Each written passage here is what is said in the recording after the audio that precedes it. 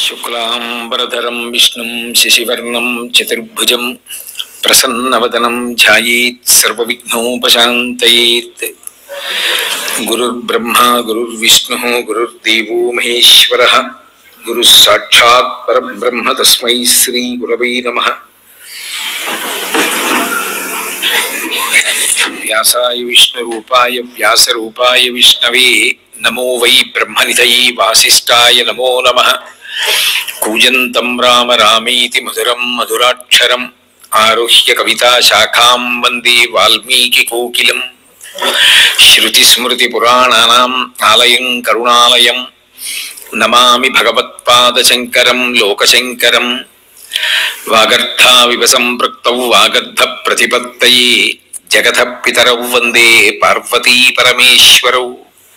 సూక్తిం సమగ్రయతున స్వయమేవ లక్ష్మీ శ్రీరంగరాజమహిషీ మధురై కటాక్షై. వైదగ్ధ్యవర్ణగుణగుంభనగౌరవైర్యాం కండూలకర్ణకుహరా కవయోధయంతి. హైమోర్ధ్వపుండ్రమజహన్మకుటం సునాసం మందస్మితం మకరకుండలచారుగండం. బింబాధరం బహుళదీర్ఘకృపాకటాక్షం శ్రీవేంకటేశముఖమాత్మని సన్నిధత్తాం.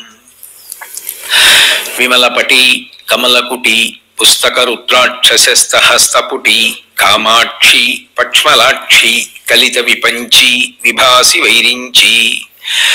మనోజవం మరుతతుల్య వేగం జితేంద్రియం బుద్ధిమతాం వరిష్టం. వాతాత్మజం వనరయూథ ముఖ్యం శ్రీరామదూతం శిరసా నమామి.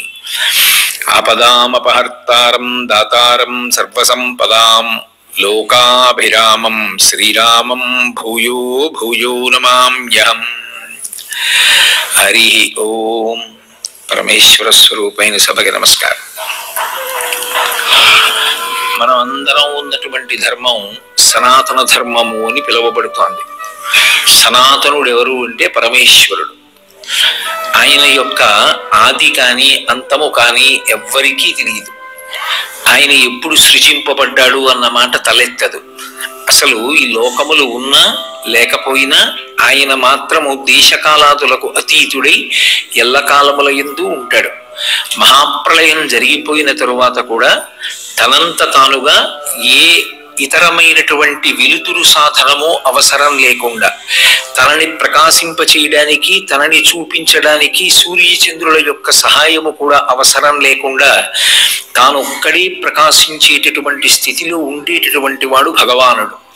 అందుకే శృతి ఆయన గురించి చెప్తూ నత్ర సూర్యో భాతి నచంద్రతారకం నేమా విద్యుతో భాతి కుతూయమగ్ని త్వమేవ భాంతమనుభాతి సర్వం తస్య భాసా సర్వమిదం విభాతి అంటుంది. మహాప్రళయం అయిపోయిన తర్వాత ఇక సూర్యచంద్రుల యొక్క ప్రకాశము కూడా లేకుండా ప్రళయ జలముల యందు కటిక చీకటిలో లోకంబులు లోకేశులు లోకస్తులు తెగిన తుది అలోకంబకు పించీకటి కావల ఎవ్వండేకాకృతి వెలుగువతని నేసి వింతున్ అన్నట్లుగా ఒక్కడై మిగిలిపోయేటటువంటి వాడెవరు అంటే ఆ పరమాత్మ. యథార్థమునకు ఉన్నది కూడా ఒక్క పదార్థమే. అటువంటి పరమేశ్వరుడు ఆదిగా ఆయన గురించి తెలియచెప్పేటటువంటి ధర్మంగా ఆయన ఎప్పుడు ప్రారంభమయ్యాడో అప్పుడే ఈ ధర్మం కూడా ప్రారంభమైంది. అందుకే దీనికి సనాతన ధర్మము అని పేరు. అటువంటి సనాతన ధర్మము ఏది ఉన్నదో ఆ సనాతన ధర్మంలో మనందరం కూడా ఉన్నాం. ఈ సనాతన ధర్మమునకు ఒక విశిష్టమైనటువంటి లక్షణం ఉన్నది. ఇందులో ఎవరు భగవంతుణ్ణి తెలుసుకోగలరు అంటే, భగవంతుణ్ణి తెలుసుకోవడము అంటే భగవంతుని యొక్క అనుగ్రహాన్ని పరిపూర్ణంగా పొంది ఆ జ్ఞానము చేత మోక్షాన్ని పొందడమే. ఎందుకంటే బ్రహ్మవిత్ బ్రహ్మైవ భవతి అని. ఎవరు బ్రహ్మమును తెలుసుకొనుచున్నాడో అంటే అనుభవంలోకి తెచ్చుకుంటున్నాడో వాడే బ్రహ్మమగుచున్నాడు అని. అయినప్పుడు ఆ బ్రహ్మమును తెలుసుకోవడానికి అందరి యొక్క శక్తి ఒక్కలా ఉండదు. ఒక్కొక్కరు ఒక్కొక్క భూమిక యందు ఉంటారు. అందరూ ఒకే రకమైనటువంటి శక్తియుక్తులు కలిగిన వారు అనుకోండి, అప్పుడు అందరికీ కలిపి ఒకే రకమైనటువంటి ప్రణాళిక ఒకే రకమైనటువంటి పద్ధతి ఏర్పాటు చేస్తే సరిపోతుంది. కానీ ఒక్కొక్కరికి ఒక్కొక్క రకమైనటువంటి శక్తి ఉంటుంది. అందరూ కేవలం ఆత్మతత్వాన్ని విచారం చేయగలిగినటువంటి స్థితిలో ఉండరు. అందరూ ధ్యానంలో అంతర్ముఖత్వాన్ని పొందగలిగినటువంటి శక్తితో ఉండరు. కొందరు అంతటా భగవంతుణ్ణి చూడగలిగినటువంటి ప్రజ్ఞాపాఠవములను పొందగలిగినటువంటి వారై ఉంటారు. వారు చేసినటువంటి భక్తి వలన కానివ్వండి, ఈశ్వరుని యొక్క అనుగ్రహం చేత కానివ్వండి. కానీ అందరూ అలా ఉండరు కదా. చాలా మందికి దేవాలయమో పూజ గదో అవసరమై ఉండి తీరుతుంది. ఒక దేవాలయానికి వెళితే మనం భగవంతుడు ఉన్నటువంటి స్థానానికి వెళ్ళాము అనేటటువంటి ఎరుక కలుగుతుంది. ఒక జాగ్రత్తతో ఉంటాం. ఏదో ఒక దేవాలయ ప్రవేశం చేస్తున్నాను అనుకోండి, నేను ఒక ఇంట్లోకి వెళ్ళినట్టుగా వెళ్ళను కదూ. చెప్పులు విప్పి ఏదో సంప్రదాయమైనటువంటి దుస్తులు కట్టుకుని ఓ పత్రమో పుష్పమో ఫలమో పట్టుకుని దేవాలయ ప్రవేశం చేసి మౌనంగా అక్కడ ప్రదక్షిణం చేసి నమస్కరించి నాకు వచ్చినటువంటి స్తోత్రం ఏదో చదువుకుని నా తీరని అవసరం ఏమైనా ఉంటే ఆయనకి విజ్ఞాపన చేసి, ఒకవేళ ఆయన నేను అడగవలసినటువంటి అవసరాలు ఏవీ మిగల్చకుండా అన్నిటికీ ఆయనే ఆదుకుని ఉండి ఉంటే పరమ ప్రీతితో ఆయనని చూడకుండా ఉండలేక చూడడం కోసం అని చెప్పి దేవాలయంలోకి ప్రవేశిస్తాం, లేదా ఒక పూజ గదిలోకి ప్రవేశిస్తాం తప్ప అన్ని వేళలా దేవాలయాన్ని పూజ గదిని విడిచిపెట్టేసిన తరువాత కూడా అన్ని చోట్ల భగవంతుణ్ణే చూడగలిగినటువంటి శక్తి అందరికీ ఉండదు. ఇంట్లోకి వెళ్ళాను అనుకోండి, ఇంట్లోకి వెళ్ళాక కూడా భగవంతుణ్ణే మనసులో అంతటా చూడగలిగిన ప్రజ్ఞ, లేదా ఓ కార్యాలయానికి వెళ్ళిన తరువాత కార్యాలయం అంతటా భగవంతుణ్ణి చూడగలిగినటువంటి ప్రజ్ఞ అంకురించడం అంత తేలిక విషయం కాదు. అలా అంకురించిన వారు లేరని నేను అనను. వారు ఎక్కడికి వెళ్ళినా ఏ స్థితి ఉన్నా వారు భగవంతుని యొక్క దర్శనం చేస్తూ పరమ సంతోషంగా ఉంటారు. కష్టపడనివ్వండి, సుఖపడనివ్వండి. యోగరతో వా భోగరతో వా సంగరతో వా సంగవిహీన యస్యద్ బ్రహ్మణి రమతే చిత్తం నందతి నందతి నందత్యేవ. గంధపు చెట్టు ఉందనుకోండి, దాని దగ్గరికి వెళ్ళి పడుకోండి, సువాసన. నరకండి, సువాసన. కాల్చండి, సువాసన. అరగదీయండి, సువాసన. ఏం చేసినా సువాసన ఇస్తుంది. అలాగే అంతటా బ్రహ్మమును అనుభవించగలిగినటువంటి వాడికి శరీర సంబంధమైనటువంటి ఖేదము కలిగినప్పటికీ కూడా వాడు దానికి వశపడడు. వశపడకుండా ఎప్పుడూ బ్రహ్మమును అనుభవిస్తూ ఉండగలడు. కానీ అందరూ అలా ఉండడం సాధ్యమయ్యే విషయం కాదు. క్రమక్రమంగా ఎదగవలసి ఉంటుంది. క్రమక్రమంగా ఎదగవలసి ఉంటుంది అన్న మాట నేను అన్నప్పుడు వివిధ భూమికలు ఉన్నాయి అనేటటువంటిది మాత్రం పరమసత్యం. ఒకడు పూజా మందిరంలోనే భగవంతుడు ఉన్నాడంటాడు, ఒకడు గుడిలో ఉన్నాడంటాడు, ఒకడు కాదు నా మనస్సులోనే ఉన్నాడు, నాలోనే ఉన్నాడంటాడు. ఒక్కొక్కడు నేనేదో ఈ రామాయణమో భగవద్గీతో చదువుకుంటున్నప్పుడే నాకు భగవంతుడు అనుభవింపబడి ప్రశాంతంగా ఉన్నానంటాడు. తప్ప అంతటా ఉన్నటువంటి భగవంతుణ్ణి దేశకాలములతో సంబంధం లేకుండా అన్ని కాలముల యందు అన్ని సమయముల యందు అనుభవించగలిగిన స్థితికి చేరగలిగితే అది పరిపూర్ణత. ఆ పరిపూర్ణతకి పొందడానికి అందరికీ ఒకే రకమైనటువంటి మార్గం ఉండదు. ఎందుకంటే ఏ రకమైనటువంటి రూపము లేకుండా, ఏ గుణము లేకుండా, సాకారంచ నిరాకారం నిర్గుణంచ గుణాత్మకం తత్వం తత్పరమం బ్రహ్మ ఇది వేదాంత డిండిమహ అంటారు శంకర భగవత్పాదులు వేదాంత డిండిమన్లో. కోరిక ఉన్నవాడు సాకారాన్ని ఉపాసన చేస్తాడు, ఏ కోరిక లేనివాడు నిరాకారాన్ని ఉపాసన చేస్తాడు. అయినప్పుడు అందరూ ఒక్క భూమికలో ఉండి ఆ భూమికనే పట్టుకుని తరిస్తారు అని చెప్పడం సాధ్యం కాదు. తరించడము అన్న మాటకు అర్థం ఏమిటంటే భగవన్ మార్గంలో మీరు దేన్ని పట్టుకున్నారో దానిలోకి ఐక్యమైపోవాలి. ఇక ఈ వస్తువు అన్నది మిగలకూడదు. అందుకే శంకరాచార్యుల వారు ఈ సిద్ధాంతాన్ని ప్రతిపాదన చేస్తూ శివానంద లహరిలో మాట అంటారు, అంకోలం నిజ బీజ సంతతి రయస్కాంతో ఫలం సూచిక సాధ్వీ నైజ విభం లతాక్షితిరుహం సింధు శరద్వల్లభం ప్రాప్నోతీహ యథా తథా పశుపతే పాదారవిందద్వయం చేతో వృత్తి రూపేత్య తిష్టతి సదా సా భక్తి రిత్యుచ్యతే అంటారు. భక్తి ఆయన వేరు నేను వేరు అని మొదలవుతుంది. మొదలైన భక్తి చివరి స్థితికి వెళ్ళేటప్పటికి ఏమైపోతుంది అంటే నది సముద్రమునందు కలిసిపోయినట్లుగా అయిపోతుంది. నది సముద్రము కన్నా భిన్నంగా ప్రయాణం చేసినంత కాలం ఒక పేరుతో పిలువబడుతుంది. దాని నీటికి ఒక ప్రత్యేకమైన రుచి ఉంటుంది. ఆ నీరు ఒక కలశతో పైకి తీస్తే ఇది ఫలానా నదీ జలము అని పిలుస్తాం. అదే నది ప్రవహించి ప్రవహించి ప్రవహించి వెళ్ళి సముద్రంలో కలిసిపోయింది అనుకోండి, సింధు సరిద్వల్లభం.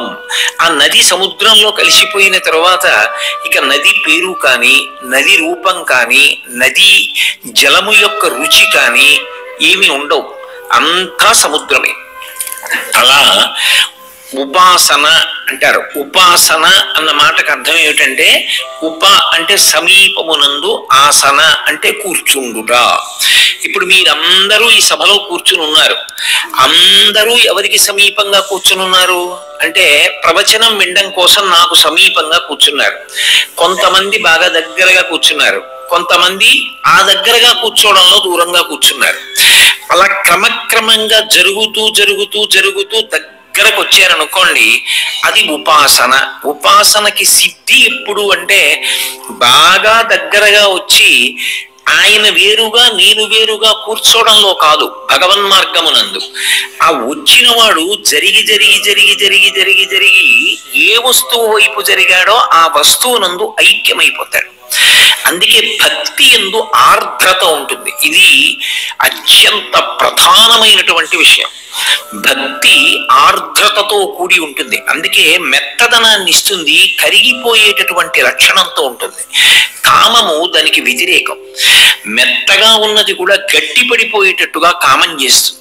నేను మీకు ఒక ఉదాహరణ చెప్పాలంటే, నేను ఒక నల్ల రాయి ముక్క ఒకటి తీసుకెళ్లి నీళ్లలో వేసాను అనుకోండి, ఇవాళ ఉదయం వేసి రేపు ఉదయం వచ్చి నీళ్లలో నల్లరాతి ముక్క కరిగిపోయిందా ఉన్నదా అని చూశాను అనుకోండి, అది కరిగిపోతుందా? అది కరగదు, అలాగే ఉంటుంది. కామము మనిషి గట్టి పడిపోయేటట్టుగా చేస్తుంది. ఎందుకంటే కామమునకు పక్కన చెల్లెలు క్రోధము. ఒక కోరిక తీరలేదనుకోండి, వెంటనే అది మార్గం వెతుక్కుంటుంది. ఎవరి వల్ల నా కోరిక తీరలేదు, ఎవరినో ఒకరిని దానికి బాధ్యుల్ని చేస్తుంది. చేసి అక్కసు వారి మీద తీర్చుకుంటుంది. కామమున్నది, తీరితే తృప్తి, తీరకపోతే కోపం. పక్కనే కామక్రోధములు రెండు. అందుకే కామక్రోధములు రాగద్వేషములు పర్యాయ పదాలు. రెండు పక్క పక్కనే ఉంటాయి. నాకొక కామం ఉన్నది, అది తీరకపోయినా సరే ఈశ్వరుడు అనుగ్రహించలేదు, ఎందుకో అనుగ్రహించలేదు, బహుశా అది తీరకపోవడం నా శ్రేయస్సుకై ఉంటుంది అని తన మార్గంలో వెళ్ళిపోగలిగితే వాడు ఉపాసన యందు నిలబడి ఉన్నాడు. దాని చేత ఎవరినో పట్టుకుని వీడి వలన నా కోరిక తీరలేదు అని దానికి వాడిని జవాబుదారీ చేసే ప్రయత్నం చేశారనుకోండి, మీరింకా ఎదగలేదని గుర్తు. ఈశ్వరుణ్ణి ఎంతకాలం సేవించారన్నది ప్రధానం కాదు, మీరు ఈశ్వరుణ్ణి సేవించి ఎంత ఎదిగారన్నది ప్రధానం. అందుకే ఎంత ఎదిగారో చూడడానికి ఈశ్వరుడు ఒక్కొక్కసారి పరీక్ష పెడతాడు. ఆ పరీక్ష యందు నిలబడగలిగాడు అనుకోండి, వాడు ఆర్ద్రమవుతున్నాడు, మెత్తపడుతున్నాడని గుర్తు. నేను రాతి ముక్కని నీటిలో వెయ్యకుండా ఇవాళ ఉదయం కొంచెం పంచదార వేసి నీళ్లలో రేపు ఉదయం వచ్చి చూశాను అనుకోండి, రేపు ఉదయం పంచదార ఉంటుందా? ఆ పంచదార నీటిలో కరిగిపోతుంది. ఇక పంచదార రూపు కానీ, పంచదార యొక్క గుణము కానీ, ఆ గరుగ్గా ఉండేటటువంటి లక్షణం కానీ, దాని తీపితనం కానీ మిగలవు. ఇవన్నీ నీటికి చెందినవిగా అయిపోతాయి. పంచదార నీటి యందు కరిగిపోయినట్టు భక్తి భక్తుణ్ణి ఏం చేస్తుందంటే భగవంతుని యందు ఐక్యమైపోయేటట్టుగా చేస్తుంది. అది జ్ఞానము ద్వారా చేస్తుంది. జ్ఞానాద్దేవత కైవల్యం. ఆ జ్ఞానము కలిగిన నాడు భగవంతుని యొక్క అనుగ్రహము చేత భగవత్ సంబంధమైన జ్ఞానము కలుగుతుంది. అది పుస్తకాలు చదివితే వచ్చేది కాదు. ఉపాసన యందు నిలబడగా నిలబడగా నిలబడగా ఈశ్వరుణ్ణి సేవించగా సేవించగా సేవించగా ఆయన అనుగ్రహం కలుగుతుంది. కలిగిన నాడు జీవుడు బ్రహ్మము రెండు కాదు ఒక్కటే అన్న జ్ఞానం కలుగుతుంది. అదే మోక్షము అని పిలుస్తారు. అది కలిగిన నాడు శరీరంతో ఉన్నప్పటికీ కూడా ఆయన జీవన్ముక్తుడై ఉన్నాడు అంటారు. అంటే శరీరంతో ఉన్నాడు కానీ మోక్షం పొంది ఉన్నాడు. శరీరం పడిపోతుంది, దాని ధర్మం, కాలధర్మం. ఒకానొకనాడు కాలంలో పడిపోతుంది ఆ శరీరం. పడిపోయిన తరువాత ఆయన విదేహ మోక్షాన్ని పొందాడు అంటారు. అంటే ఇక శరీరంతో సంబంధం లేకుండా అంతటా పరివ్యాప్తమైనటువంటి ఆత్మగా మిగిలిపోతాడు. అలా మిగిలిపోయేటటువంటి స్థితిని విదేహ మోక్షము అని పిలుస్తారు. కాబట్టి జ్ఞాని చిట్ట చివర పొందేటటువంటి స్థితి అలా ఉంటుంది. దీనికి భగవంతుని యందు ఐక్యమగుట అని పిలుస్తారు. దీనికి మీరు ఒక్కటి ఆలోచించండి. అసలు ముందు రాతి ముక్కగా ఉండకూడదు. రాతి ముక్కగా కాకుండా ఆ నీటి యందు కరిగిపోయే పదార్థం కావాలి. ఉపాసన అనేటటువంటిది అక్కడ ప్రారంభమవుతుంది. అందుకే మీరు బాగా పట్టుకోగలిగితే ఒక విషయం కనపడుతుంది. భక్తి దేనినిస్తుంది అంటే పరమశాంతినిస్తుంది. అసలు భక్తికి ఉండే మొట్టమొదటి లక్షణం ఏమి అంటే పరమ ప్రశాంతంగా ఉంటాడు, తాను ప్రశాంతంగా ఉంటాడు, ఆయన చుట్టూ ఉన్న వాళ్ళు ప్రశాంతంగా ఉంటారు. అందుకే మీరు ఎప్పుడైనా గమనించండి, ఈశ్వరుడు ఉన్నటువంటి నెలవు, పరమ భాగవతోత్తములు ఉన్నటువంటి నెలవు శాంతికి పర్యాయపదములై ఉంటాయి. ఎందుకని అంటే వారిలోంచి వచ్చేటటువంటి తరంగములన్నీ కూడా శాంతి సంబంధములై ఉంటాయి. కారణం నిత్యతృప్తులై ఉంటారు. ఏదో లేదు, ఏదో పోతుందన్న బాధ ఉండదు. ఏది ఈశ్వరుడు ఇచ్చాడో దానితో తృప్తి. మిగిలిపోయే కామం ఏదైనా ఉంటే ఒక్క కామమే మిగులుతుంది. అది ఏ కామము అంటే అన్ని కామములు, అన్ని కోరికలు కలిపి ఒక్క కోరికగా మారిపోతాయి. అది ఈశ్వర కామము. నేను భగవంతుణ్ణి పొందాలి అంతే. ఈ ఈశ్వర కామమునందు ఉత్థాన పతనములతో సంబంధం ఉండదు. ఒకసారి కింద పడిపోతాడు, ఒకసారి పైకి లేస్తాడు, ఓసారి కలిసి రాదు, ఒకసారి కలిసి వస్తుంది, ఒకసారి అవమానింపబడతాడు, ఒకసారి సంతోషపడతాడు. కానీ ఇవేవి కూడా లక్ష్య పెట్టడు. ఇవన్నీ భగవంతుడికి అర్పణ చేసి తనదైన మార్గంలో తాను వెళ్ళిపోతూ ఉంటాడు. అందుకే ఆయన ఎక్కడున్నాడో అక్కడ శాంతి, ఆయన చుట్టూ ఎవరున్నారో వారికి శాంతి, వారు ఎక్కడ కూర్చున్నారో ఆ ప్రదేశము శాంతియుతంగా ఉంటుంది.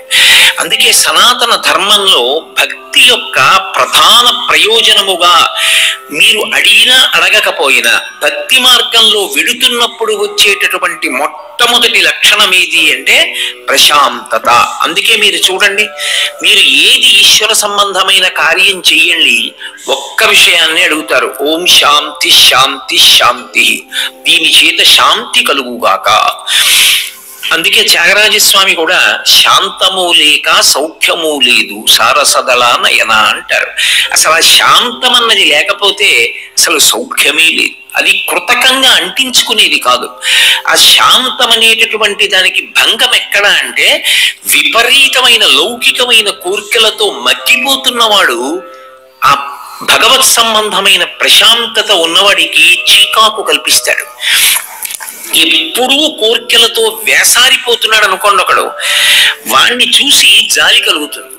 చెప్పినా వినలేదనుకోండి చీకాకు కలుగుతుంది. ఆ తర్వాత ఈశ్వరుడు వాడిని అనుగ్రహించుగాక అని వదిలిపెట్టేస్తాడు. అంతేగాని అదే పట్టుకుని ఊరికే రాపాడించి బాధపడిపోడు. అందుకే శంకర భగవత్పాదులు భక్తి యొక్క విశేషాన్ని పరమాద్భుతంగా చెప్పారు. అందులో అంటారు, ఆనందాశ్రుభిరాతనోతి పులకం నైర్మల్యతశ్చాదనం వాచా శంఖ ముఖస్థితైశ్చ జఠరా పూర్తిం చరిత్రామృతైః రుద్రాక్షైర్భసితేన దేవ వపుషో భవద్భావనా పర్యంకే వినివేశ్య భక్తి జననీం భక్తార్భకం రక్షతి అంటారు. బహుశా ఇంతకన్నా ప్రశాంతత భక్తి అన్న మాట గురించి అద్భుతంగా చెప్పగలిగినటువంటి వారు ఉంటారని నేను అనుకోవట్లేదు. ఆనందాశ్రుభిరాతనోతి పులకం, ఆతనోతి అంటే విస్తరించడం. భగవద్భక్తి కలిగినటువంటి వాడికి ఆనందాశ్రుభి, ఎక్కడ ఏది చూస్తుండనివ్వండి ఆ భగవంతుని యొక్క విశేషం కనపడుతూ ఉంటుంది. అబ్బా ఏమి ఈశ్వరుడురా, ఏమి సృష్టిరా, ఏమి మహానుభావుడురా, ఎలా సృజించాడ్రా, ఇవన్నీ ఎంత ఉపకారస్తుడురా, ఎంత మేలు చేశాడ్రా, ఏది చూడనివ్వండి ఆయనకి వెంటనే భగవంతుడి జ్ఞాపకానికి వస్తాడు. దానికి ఒక కారణం అక్కర్లేదు. ఏదో ఇక్కడ దురద పెట్టింది అనుకోండి, ఇలా గోక్కున్నాడు, గోక్కుని అరే శరీరం అంతా మెత్తగా ఉండి ఉంటే నాకు ఇక్కడ గోక్కోవలసిన అవసరం ఏర్పడితే నేను ఎంత ఇబ్బంది పడేవాడిని. ఒక్క గోళ్ళని మాత్రం కొంచెం గరుగ్గా ఉండేటట్టు పదులుగా ఉండేటట్టు పెట్టి కోస్తే బాధ లేకుండా పెరిగేటట్టు చేసి కాపాడా అని ఆ భగవంతుని యొక్క ఉపకార గుణాన్ని స్మరించి కన్నుల వెంట ఆనంద భాష్పాలు కారుస్తాడు. అంతటా ఈశ్వరతత్వమే గోచరమవుతూ ఉంటుంది. ఆనందాశ్రుభిరాతనోతి పులకం, దాని చేత రోమాంచితమై వెంట్రుకలు నిక్కబొడుచుకుని పరమ సంతోషాన్ని పొందుతుంటాడు. ఇప్పుడు ఆతనోతి పులకం నైర్మల్యతశ్చాదనం. చూడండి, మంచం మీద పడుకున్నప్పుడు చక్కగా ఓ తెల్లటి బట్టో శుభ్రమైన బట్ట ఒకటి కప్పుకుని పడుకుంటారు. అలా భక్తుడైన వాడికి ఉండేటటువంటి లక్షణం ఏమిటంటే నిర్మలత్వము అనబడేటటువంటి బట్ట కప్పుతుంది భక్తి అన్న అమ్మ. పసిపిల్లవాడిని అమ్మ ఎలా కాపాడుకుంటుందో భక్తి అన్న తల్లి భక్తుడన్న బిడ్డల్ని అలా కాపాడుతుంటుంది. పిల్లాన్ని పడుకోబెట్టి అమ్మ చూడండి చటుక్కున బట్ట కప్పదు. ఓసారి ఆ బట్ట తీసి దులిపి రెండు వైపులా చూస్తుంది, చీమలు ఏమైనా ఉన్నాయేమో అని. ఎందుకని? చటుక్కున కప్పి వెళ్ళిపోయింది అనుకోండి, ఓ చీమ వాడి చెవిలో పెడితే వాడికి చెప్పడం రాదు. అందుకని బట్ట రెండు వైపులా చూసి తెల్లటి బట్ట ఎంచుకుంటుంది. ఎందుకని? దాని మీద ఓ చీమో దోమో ఉంటే కనపడుతుంది. అందుకని ఆ బట్ట కప్పుతుంది. కప్పి వాడి చెవులకి దగ్గరగా తీసి గాలి చొరబడకుండా వెచ్చగా ఉండేట్టుగా దగ్గర చేసి వాడిని ఓసారి జోకొట్టి వెళ్ళిపోతుంది.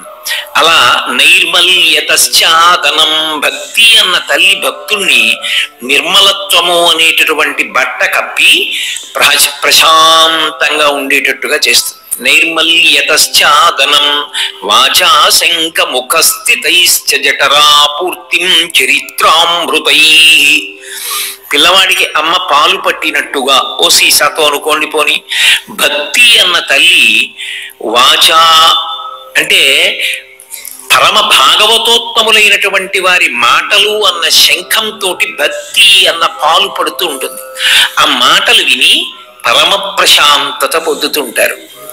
వాచా శంఖ ముఖస్థితైశ్చ జఠరా పూర్తిం చరిత్రామృతై రుద్రాక్షైర్భసితేన దేవవపుషో రక్షాం. అమ్మ చూడండి, పిల్లవాడు జడుచుకోకుండా ఏదో తావీజు కట్టిస్తుంది. తెల్లగా ఉన్నాడు, పిల్లాడికి ఎక్కడ దృష్టి తగులుతుందో అని తల వెంట్రుకలు తీసుకొచ్చి ఓ చిన్న తాడు పీని కాలు కడుతుంది. చూడగానే అసహ్యం వేసి ఏమిటా వెంట్రుకలో ఏమిటి అనిపిస్తుంది. దాని చేత ఏదో దృష్టి తగలకుండా ఉంటుందని అమ్మకు ఒక ప్రేమ. అలా రుద్రాక్షైర్భసితేన భగవత్ సంబంధమైనటువంటి వస్తువులు, ఏదో మెడలో ఓ రుద్రాక్షమాల, పాలభాగమునందు విభూతి రేఖలు, ఇటువంటి వాటి యందు అనురక్తి కల్పిస్తుంది. ఎంత ఉండనివ్వండి, ఇంకొకటి పెట్టుకోవడంలో సంతోషం లేదు, ఆ విభూతి పెట్టుకోవడంలో సంతోషం, ఆ రుద్రాక్షలు వేసుకోవడంలో సంతోషం. ఎందుకని అంటే వాటికి పరమేశ్వరుడికి ఓ సంబంధం ఉంది. అందుకని భగవంతునితో సంబంధమున్న వస్తువుని పెట్టుకోవడంలో సంతోషం. కాబట్టి ఆ రుద్రాక్షైర్భసితేన దేవవపుషో రక్షాం భవద్భావనా పర్యంకే వినివేశ్య భక్తి జననీం. పిల్లవాడు చూడండి అక్కడ ఆడుకుంటుంటాడు, కానీ వాడు అమ్మ ఎక్కడుంది అమ్మ ఎక్కడుంది అమ్మ ఎక్కడుంది చూసుకుంటూ ఉంటాడు. అమ్మ కనపడుతోంది అనుకోండి వాడికి సంతోషం, అమ్మ కనపడటం లేదనుకోండి వాడు బాధ పొందేస్తాడు. వాడు అక్కడ ఎన్ని వస్తువులు ఉండనివ్వండి వాడు ఒప్పుకోడు. వాడికి ఎప్పుడు అమ్మ ఉందా లేదా. అందుకే వాడు నిద్రపోయి లేచి చూడగానే అమ్మ కనపడలేదు అనుకోండి, అమ్మ అని ఏడుస్తూ మంచం దిగుతాడు. అమ్మ కనపడింది అనుకోండి మంచి ఉత్సాహంగా ఆడుకుంటూ నిద్రలేస్తాడు. భక్తుడికి కూడా ఎప్పుడు భవద్భావనా పర్యంకి, పర్యంకం అంటే మంచం మీద పడుకోబెట్టడం, ఎప్పుడు భగవత్ సంబంధమైనటువంటి ఆలోచనలతో ఉంటాడు. అమ్మ గురించి బిడ్డడు ఆలోచించినట్టు భగవంతుడి గురించి ఆలోచిస్తూ భవద్భావనా పర్యంకే వినివేశ్య భక్తి జననీం భక్తార్భకం రక్షతి. అర్భకుడు తనని తాను రక్షించుకోలేనివాడు. శిశువుని తల్లి ఎలా కాపాడుతుందో భక్తి అన్న తల్లి భక్తుడైన వాణ్ణి శిశువుని కాపాడినట్టు, అర్భకుణ్ణి కాపాడినట్టు అంత అందంగా కాపాడుకుంటుంది. అందుకే భక్తార్భకం రక్షతి.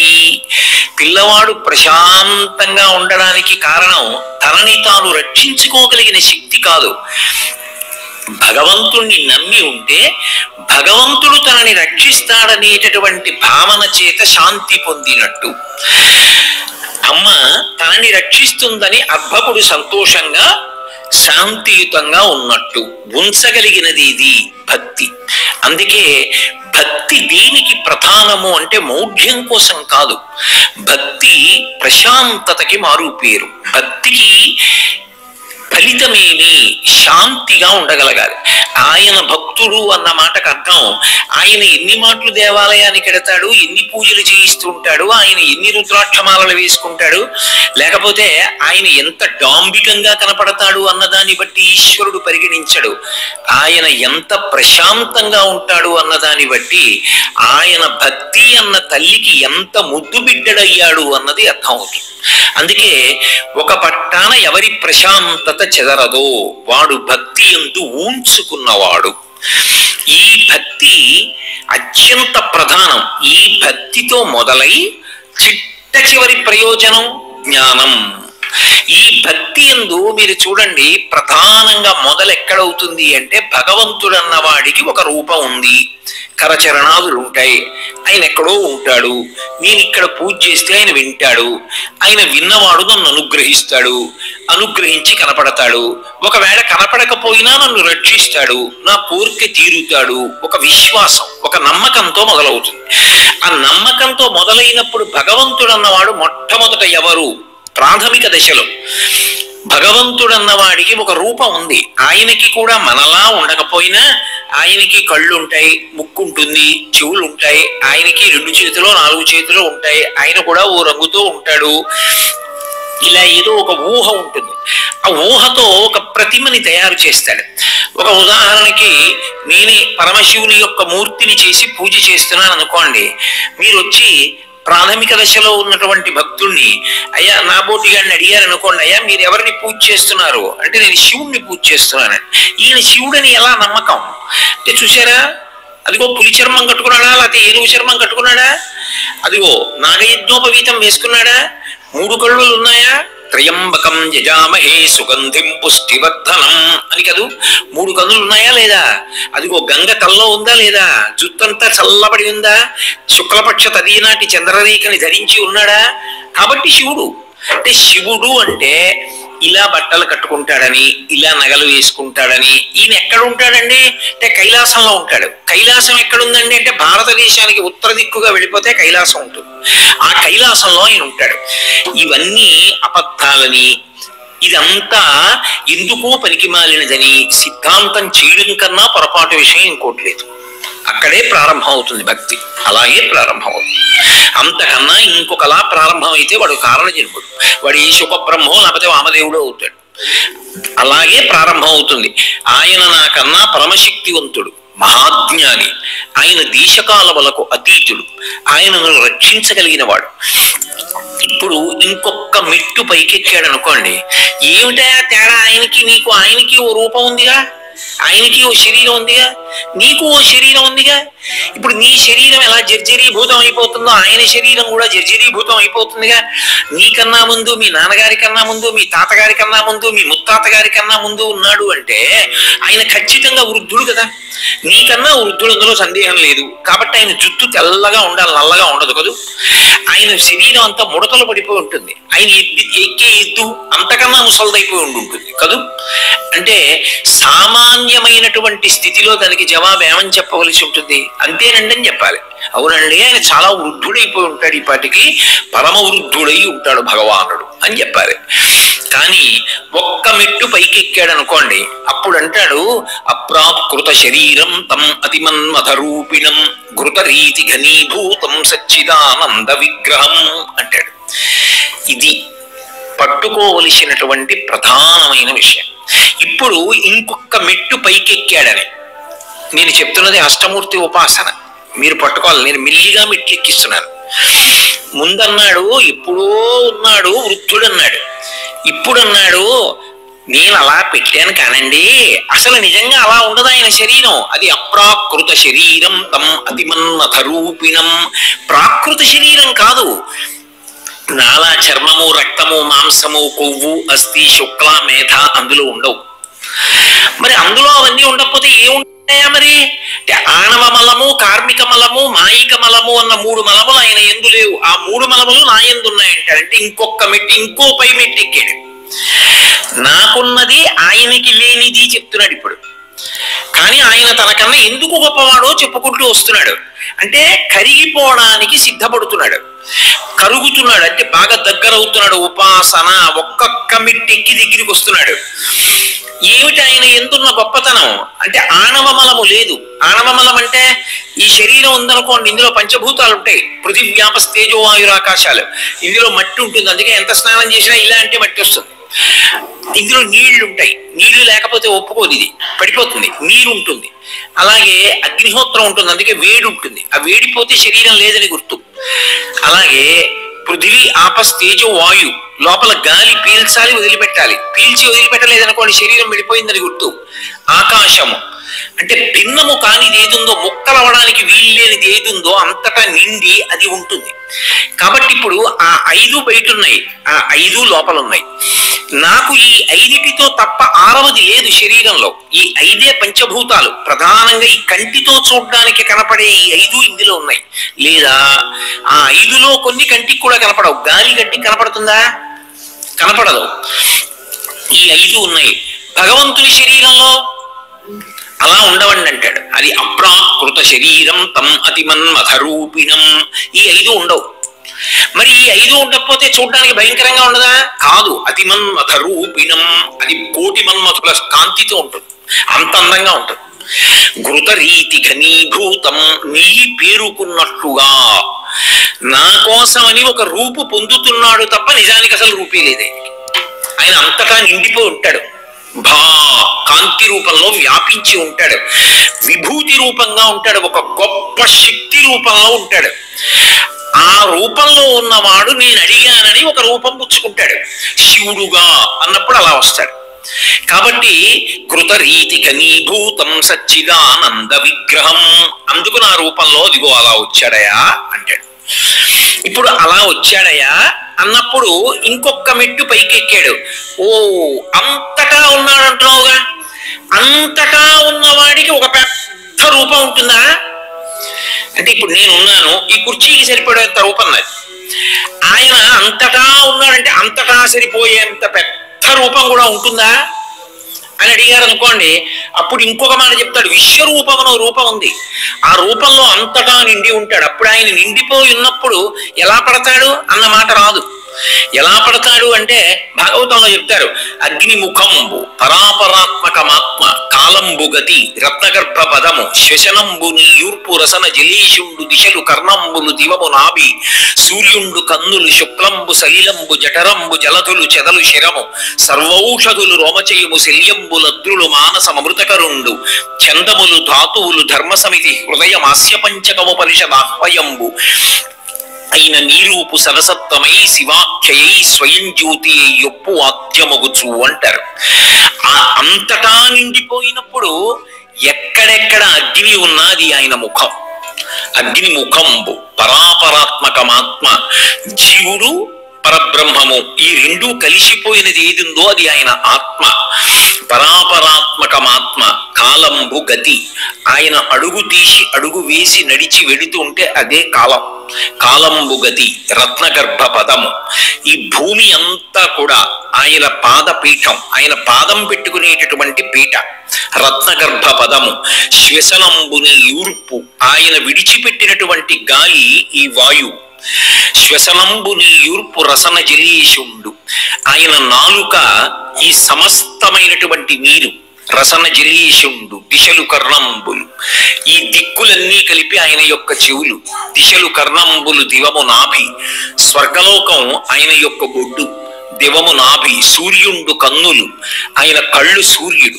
సూర్యుండు కన్నులు శుక్లంబు సలిలంబు, ఆయన యొక్క వీర్యం నీరు. శుక్లంబు సలిలంబు జఠరంబు జలధులు, ఆయన యొక్క కడుపు సముద్రాలు. జఠరంబు జలధులు. అలా విరాట్ రూపంలో అంతటా నిండిపోయి చిట్ట చివరికి చందములు ధాతువులు. ఆయనకుండేటటువంటి ధాతువులు అంటే చర్మము, రక్తము, మాంసము ఇటువంటివన్నీ కూడా వేదాలు. చందములు ధాతువులు. ధర్మ సమితి హృదయం. ధర్మమే ఆయన యొక్క హృదయం. ఆస్య పంచకముపనిషదాహ్వయంబు. ఆయన 5 ముఖాలు. సద్యోజాత అఘోర తత్పురుష వామదేవ ఈశానములనేటటువంటి 5 ముఖాలు ఉపనిషత్తులు. కాబట్టి ఉపనిషదాహ్వయంబు అయిన నీరూపు సదసత్వమై శివాఖ్యయై స్వయం జ్యోతి అయి ఉప్పు ఆద్యమగుచు. ఇలా అంతటా నిండిపోయి అన్నీ ఆయనే అయిపోయి నిలబడిపోయిన రూపం ఉన్నదే, ఆ రూపాన్ని ఈ కంటితో చూడడం సాధ్యం కాదు. అది అంతటా నిండిపోయింది. కాబట్టి ఇప్పుడు ఈ విశ్వమంతా విశ్వనాథుడే అంటాడు. ఇప్పుడు ఏమయ్యాడు? ఇంకా బాగా పైకెక్కి నిలబడ్డాడు. ఒకడంటాడు అలా చెప్పడానికి కూడా కుదరదు. ఆయన సృష్టి చేసేవాడు ఆయనే, నిలబెట్టేవాడు ఆయనే, పడగొట్టేవాడు ఆయనే. ఒక్కొక్క పని చేసినప్పుడు ఒక్కొక్క పేరెట్టుకుంటాడు. నిజానికి ఆయనకి ఏ పేరు లేదంటే అదో చమత్కారం. అదే నటరాజస్వామి వారి యొక్క త్రిమూర్తియాత్మక సిద్ధాంతం. చూడండి, నేనే సముద్రపు ఒడ్డుకి వెళ్ళాను, కాస్త ఇసుక పోగేసి గుడి కట్టాను. ఇప్పుడు ఆ గుడికి సృష్టికర్త ఎవరు? ఆ గుడిని నిర్మాణం చేసిన వాడిని ఎవరు? నేనే. ఆ గుడిని కొంతసేపు అలా ఉంచాను. ఉంచి ఏదో అక్కడ ఉన్న నత్తగుల్లలు మొదలైనవన్నీ తీసి దానికి అలంకారం చేశాను. ఓ పుల్ల పట్టుకొచ్చి పాతాను. ఇది ధ్వజస్తంభం అన్నాను. ఇప్పుడు ఆ గుడిని నిర్వహిస్తున్న వాడిని ఎవరిని? నేనే స్థితికర్తని. చీకటి పడిపోతోంది, వెళ్ళిపోతూ వెళ్ళిపోతూ అయ్యో ఎవరైనా తంతారేమో, ఇప్పటిదాకా గుడిగా భావించా కదూ, కాలుతో తంతే బాధగా ఉంటుంది. అందుకని మళ్ళీ ఆ గుడిని చేత్తో తోసేసి ఇసుకని ఇసుకలో కలిపేశాను. ఇప్పుడు లయకర్త ఎవరు? నేనే. అలాగే భగవంతుడు కూడా భూతాత్మ భూతేశ భూతభావన రూప దేవ మహాదేవ దేవవంద్య. ఈ లోకములకెల్ల ఈశ్వరుండవు నీవు, బంధమోక్షములకు ప్రభుడ నీవు. ఆర్తశరణ్యుండవగు గురుండవు, నిన్ను కోరి భజింతురు కుశలమతులు. సకల సృష్టి స్థితి సంహారకర్తవై బ్రహ్మ విష్ణు శివాంశ బరగుదీవు. శబ్దమయుడవీవు, శక్తియుతుడవీవు, స్వయం జ్యోతివీవు అని ఓ పరమేశ్వర సమస్త భూతములకు అధినాథుడు నువ్వే. ఒకడు మళ్ళీ పుట్టాలన్నా, సంసార బంధనంలో పడిపోవాలన్నా, మోక్షం పొందాలన్నా నువ్వే కారణమై ఉంటావు. అటువంటి నువ్వు ఇవ్వలేనిది లేదు, నీ అనుగ్రహం చేత సాధించలేనిది లేదు. సృష్టికర్తగా, స్థితికర్తగా, ప్రళయకర్తగా ఉండి అందరినీ అనుగ్రహింపచేసేటటువంటి త్రిమూర్త్యాత్మకమైనటువంటి స్వరూపానివి నువ్వే అంటాడు. ఇప్పుడు ఆ స్థాయిలో ఉన్నవాడు ఎక్కడికి వెళ్ళనివ్వండి, ఆ ఒక్కడినే చూడగలడు. బ్రహ్మగారిని చూస్తే ఆయనే సృష్టికర్తగా ఇలా కూర్చున్నాడు. ఓ విష్ణువాలయానికి వెళ్ళాడు అనుకోండి, ఆయనే స్థితికర్తగా ఇలా కూర్చున్నాడు. ఓ శివాలయానికి వెళ్ళాడు అనుకోండి, ఆయనే ఇదిగో ప్రళయకర్తగా ఇలా కూర్చున్నాడు. తప్ప ఇలా కూర్చున్నవాడి కన్నా భిన్నమని కానీ, ఆయన కన్నా ఈయన వేరని కానీ అనడం. మీకు బాగా అర్థం అవ్వాలంటే నేను ఉదాహరణ చెప్తా. మీరు మా ఇంటికి వచ్చారనుకోండి, ఓ గదిలోకి వచ్చారు. నేను పంచ కట్టుకుని లాల్చీ వేసుకుని మెడలో పోల్దండ వేసుకుని నించున్న పెద్ద చిత్తరు ఒకటి ఉంది. అక్కడ చూసి ఏమంటారు? కోటేశ్వరరావు గారు ఎక్కడ తీయించుకున్నారండి ఈ చిత్రపటం అంటారు. ఏదో తిరుపతి ఉపన్యాసాలు అవుతున్నప్పుడు తీశారండి అన్నారు అనుకోండి. ఆ పక్క గదిలోకి వచ్చారు. వచ్చేటప్పటికి నేను పైజమా వేసుకుని దాని మీద ఒక పెద్ద లాల్చీ వేసుకుని మెడలో ఉత్తరీయం వేసుకుని నించుని ఉన్నాను. అబ్బో ఇది ఎక్కడ, ఇది పంచి కట్టుకోకుండా ఇలా పైజమా లాల్చీ వేసుకుని ఎక్కడ ఉన్నారండి, ఇది ఎక్కడ తీసుకున్నారండి అన్నారు. అంటే ఇదా ఆ మధ్య ఏదో పిల్లలందరితో కలిసి సంతోషంగా వెళ్ళారు లేండి, ఏదో విహారయాత్రకి వెళ్ళారు, అప్పుడు తీసుకున్నారు అన్నారు. ఆ పక్క గదిలోకి వచ్చారు. ఏదో నేను ఉద్యోగం చేసేటటువంటి కార్యాలయంలో ఓ సభ జరిగినప్పుడు సాంస్కృతిక కార్యక్రమాల్లో నన్ను ఎవరో ఫోటో తీశారు. అక్కడ నేను ప్యాంటు షర్టు వేసుకుని ఉన్నాను. కోటేశ్వర గారు ప్యాంటు షర్టు వేసుకుని ఉన్నారు, ఇది ఎక్కడండి అంటే వాళ్ళ ఆఫీస్లో ఒక ఉత్సవం జరిగితే అందులోది. ఇప్పుడు మొదటి గదిలో పంచకట్టుకుని ఉన్న ఫోటో నేనే, రెండో గదిలో కుర్తాలాల్చి నేనే, మూడో గదిలో ప్యాంటు చొక్కా వేసుకున్నది నేనే. పంచకట్టుకున్న కోటేశ్వరరావు గారు అంటే మీకు గౌరవం ఉంటే ప్యాంటు చొక్కా వేసుకున్న కోటేశ్వరరావు ఫోటోని చెప్పుతో కొడతారా? ఆయనే ఈయన. ఒకప్పుడు అలా ఉన్నవాడు, ఒకప్పుడు ఇలా ఉన్నాడు. వాడే ఇలా ఉన్నాడు, వీడే ఇలా ఉన్నాడు. ఓ మీకు ఒకలా నచ్చాడు, ఒకలా నచ్చలేదు, అంతే తేడా. మొదటి గదిలోదే బాగుందండి. అలాగే మేము అలవాటు పడ్డాం ఆయన్ని చూడడానికి, ఇలా చూస్తే ఏదోలా ఉంది అన్నారు. అది మీ మనసుకు అలా నచ్చింది, అలా చూడడం అలవాటైంది కాబట్టి అలా అనిపించింది. కానీ తత్వత ఏది కట్టుకున్నది మాత్రం కోటేశ్వరరావు కదా. అలా కూర్చుంటే శివుడు, ఇలా కూర్చుంటే విష్ణువు, పుష్కర్లో కూర్చుంటే ప్రభగారు తప్ప మూడుగా ఉన్నది మాత్రం ఒక్కడే. మూడు వేషాలు కట్టి కూర్చున్నాడు తప్ప ఒకడు కానివాడు రెండుగా ఉన్నవాడు మాత్రం లేడు. ఇది అంతకన్నా పెద్ద జ్ఞానం. ఇది ఇంకా పైకెక్కాడు. ఇలా ఎక్కడం ప్రధానంగా ఉంటుంది. ఎక్కడం ప్రధానం కాబట్టే వివిధ భూమికల యందు ఉంటారు. మీరు తిరుమల వెళ్ళారనుకోండి, అందరూ మొదటి మెట్టు మీద ఉంటే ఆనంద నిలయంలో ఉండేవాడు ఎవడో. 1000 మంది ఆనంద నిలయంలో ఉంటే కొంతమంది ఆ పై మెట్ల దగ్గర నుంచి కింద మెట్ల వరకు ఉంటారు. ఇంకా కొంతమంది తిరుపతి వెళ్లే వాళ్ళు ఉంటారు ప్రయాణానికి.